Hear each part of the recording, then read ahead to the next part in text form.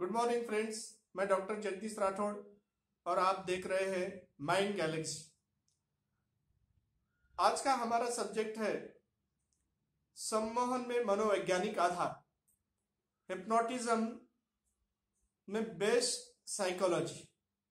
अब ये psychological base जो है हिप्नोटिज्म में है क्या, इसके ऊपर बहुत लोगों की चर्चा होती है कि सम्मोहन का क्या आधार है, कि सम्मोहन साइकोलॉजी के बेस पे है। तो आज तक हम देख रहे हैं कि इसकी जो शुरुआत होते ही साइकोलॉजिस्ट डॉक्टर एंटन मेस्मर जो है, इन्होंने शुरुआत की थी और मेस्मरिज्म नाम दिया था। और मेस्मरिज्म नाम देने के बाद में बहुत सारे साइकोलॉजिकल प्रॉब्लम जो है वो दूर किए गए। उसके बाद डॉक्टर एंटन मेस्मर के बाद जो विश्वविख्यात या बहुत ही जबरदस्त साइकोलॉजिस्ट माने जाते हैं और साइकोलॉजी के जो जनक माने जाते हैं, डॉक्टर सिगमंड फ्राइड। तो सिगमंड फ्राइड ने ड्रीम एनालिसिस नाम का बहुत जबरदस्त ग्रंथ लिखा और उस ग्रंथ लिखने के बाद उसमें साइको एनालिसिस, हमारा मन का विश्लेषण किया। उन्होंने बताया कि हर एक स्वप्न के पीछे हर एक व्यक्ति की विल है या इच्छाएं है या मन की कोई ताकत है, वो काम करती है।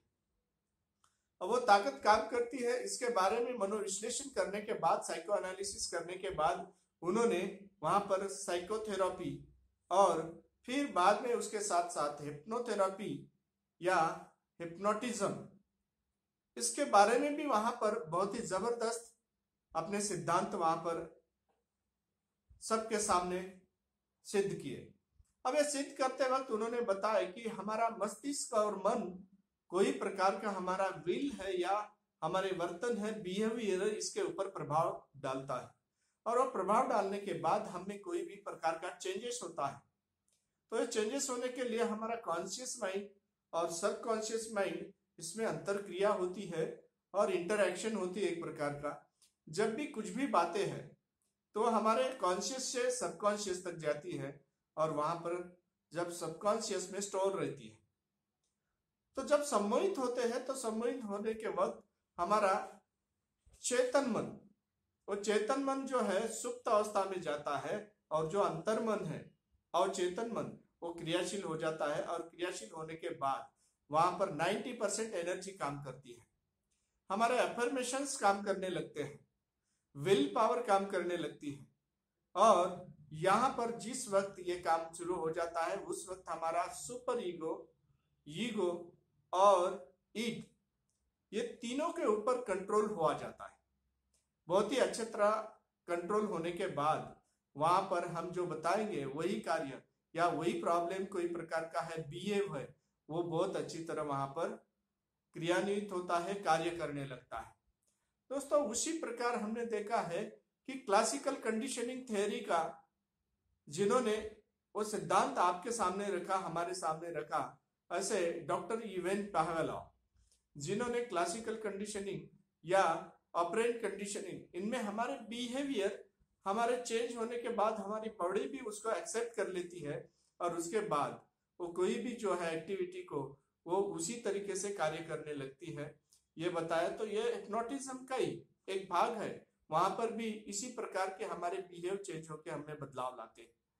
उसके बाद हम देखते हैं कि डॉक्टर ब्रैंड ने भी ये बताया कि हिप्नोटिज्म का हिप्नोस जो वर्ड है, यह इसका मतलब ही नींद होता है या निद्रा होता है। तो हिप्नोटिज्म, इसका हिप्नोस जो वर्ड है वो निद्रा होने के बाद हम सम्मोहित, चेतन मन हमारा निद्रा अवस्था में जाता है और अवचेतन मन जो है, जो अंतर्मन है, अनकॉन्शियस है, वो एक्टिव हो जाता है, कार्य करने लगता है। वहां पर कोई प्रकार का हमारा साइकोसोमैटिक प्रॉब्लम है, मन से संबंधित प्रॉब्लम है, धीरे धीरे वो अच्छी तरह दूर हो जाते हैं, पॉजिटिविटी वर्क करने लगती है। दोस्तों, मेमोरी पावर बढ़ जाती है। इमिल क्यो नाम का जो साइकोलॉजिस्ट है, उन्होंने बताया कि सजेस्टिबिलिटी किस तरीके से इंप्लीमेंट होती है। जो सजेस्टिबिलिटी जैसे ही इंप्लीमेंट होती है वैसे ही हम जो जो बताते हैं वो अफर्मेशंस सच होने लगते हैं। और कहा जाता है कि तो आप अपने आप को जब सजेशन देते हैं, you are getting better day by day, तो दिन ब दिन हमारी प्रकृति या हमारी हालात या हमारी पर्सनालिटी बेहतर होती जाती है, अच्छी होती जाती है। यहाँ पर उन्होंने ये शब्द रख के हमें बदलाव लाने की कोशिश की है। तो दोस्तों, तो ये सभी बातें ये सिद्ध करती है कि सम्मोहन का मनोवैज्ञानिक आधार है, तभी ये सब बात हो सकती है। तो ये साइकोलॉजिकल बेसिस इन हिप्नोटिज्म ये सिद्ध होता है। तो आप देख रहे थे यहाँ पर doctor Jagdish Rathore mind Galaxy में।